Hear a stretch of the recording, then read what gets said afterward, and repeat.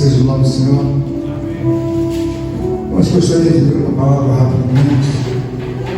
Glórias a Deus. Eu leio Mateus 24. Mateus 24, verso 35. Passará o céu e a terra, porém as minhas palavras, elas não passarão. Pode sentar, irmão. Glórias a Deus. Aleluia. Quero dizer aos amados irmãos e companheiros de Cristo que algumas coisas elas podem não fazer um sentido imediato, e que tudo que você deve entender, que Deus é uma pessoa que Ele nunca vai ser esquecido em nenhum momento. Passaram os céus diante de Moisés, de Abraão, de Isaac, de Jacó, mas a palavra de Deus não passou. Passaram os céus diante de muitas gerações, eles fizeram e aconteceram, mas a palavra de Deus está viva. Glórias a Deus. Quero que você entenda uma coisa, irmãos. Deus é uma pessoa que nunca ela vai envelhecer, ela não vai ser esquecida. Muitas das coisas que passaram na minha vida, na tua vida, você olhou, essa coisa não vai nunca mais acabar. Passou, acabou. É verdade. Mas Deus está vivo. Aleluia. Deus. Irmãos, às vezes a coisa fica tão difícil.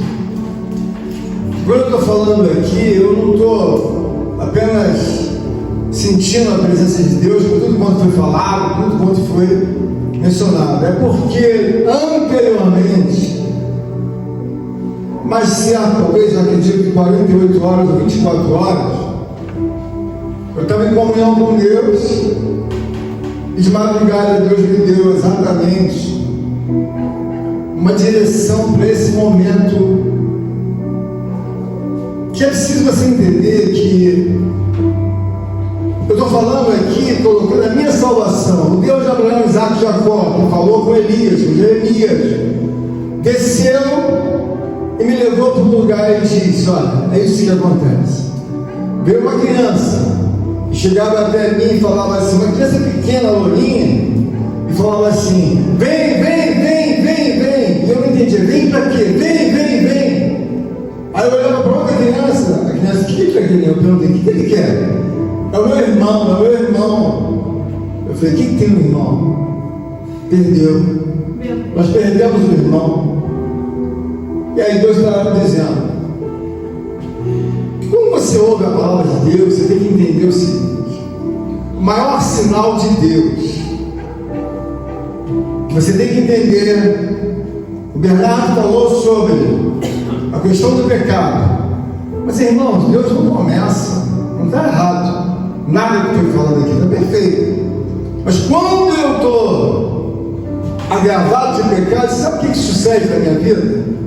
Deus fala silenciosamente para mim: se prepara, que você vai começar a perder. Se prepara, que eu vou começar a te envergonhar, vou fechar a porta para você. Por que você acha que eu prego a palavra para você? E quando eu ouço uma palavra como essa, eu vi aquela criança, e naquela visão, diante do Deus de Abraão, Isaac e Jacó, eu nem contei para Rosângela isso. Tinha outras partes muito mais negras. Estava envolvida a irmã Rosângela e o presbítero Douglas junto dessa visão. Você deve entender, irmãos, que eu não roubo praga para ninguém. Sou um homem cristão. Mas a primeira coisa que Deus vai fazer com a sua vida, ou com a minha vida, ou quem estiver nessa situação, Deus vai anunciar: se prepara. Por quê? Vou começar a fazer você perder o que nunca perdeu. Quando Satanás fez uma graça com Deus, Deus não articulou conversação. Fez a perda total e absoluta de toda a preciosidade que estava nele. Quando Adão e Eva pecaram, perderam as preciosidades. Quando Judas pecou contra Cristo, começou a perder. Então Judas não morreu, ele se matou.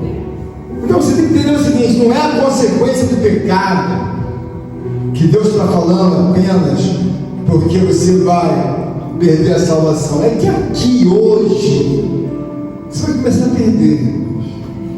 Se você tem um valor X, se você tem uma ocupação, se você tem uma paz, se você tem, na verdade, uma, vai começar a perder. Então você vai começar a ver que alguma coisa está errada. Por que está errado? Porque eu começo a perder. E essa perda que Deus está falando, o próprio Jesus está dizendo aqui: passaram os céus, a terra e o mar, mas minha palavra não vai passar. E o que significa isso? Não tenho dúvida que eu abri a porta, sou eu que fecho. Eu que dou a saúde, vou tirar. Eu que dou a sanidade, vou tirar. E começa a mexer. Então, por que a gente não deve pecar? Por que a gente deve entender que não tem que ter fraternidade com o pecado? Eu tenho que ficar de frente para o diabo e dizer para ele: eu não tenho aliança com você não. Eu não tenho aliança com você. Você pode entrar de madrugada no meu quarto, você pode fazer o que quiser, trazer os demônios, chucaveira, tranca-rua. Eu não tenho fraternidade com você. Quando você entender que Deus não quer fraternidade, porque em muitas situações você é fraterno aos demônios, porque o pecado, irmãos, é alguém que aceita, na verdade, uma fraternidade. Quando você viu um monte de pessoas bebendo num bar, está todo mundo errado, mas nós somos fraternos, abraçamos uns aos outros. Nós somos bêbados.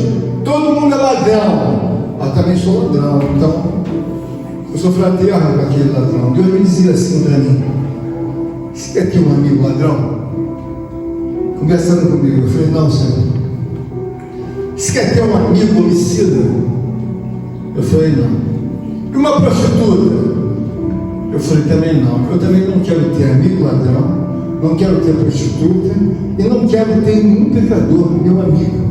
Meu trabalho é de recriação da vida do pecador. Eu não sou amigo de nenhum ladrão, nem de uma prostituta, e não sou amigo de nenhum roubador. Não tem nada errado. Tem alguém aqui que quer levantar a mão, que quer ser amigo de uma prostituta? Você quer ter uma prostituta na sua vida? Você quer ser alguém, ter um ladrão dentro da sua casa? Irmãos, Deus também não quer. Se você não quer, imagina Deus. Então Deus está falando conosco. Posição.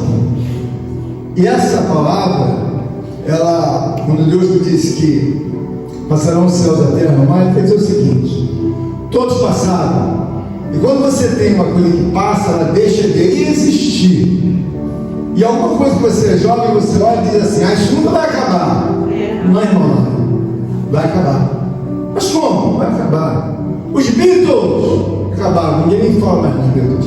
Mas naquela geração alguém dizia: nunca vai acabar. Não, já acabou.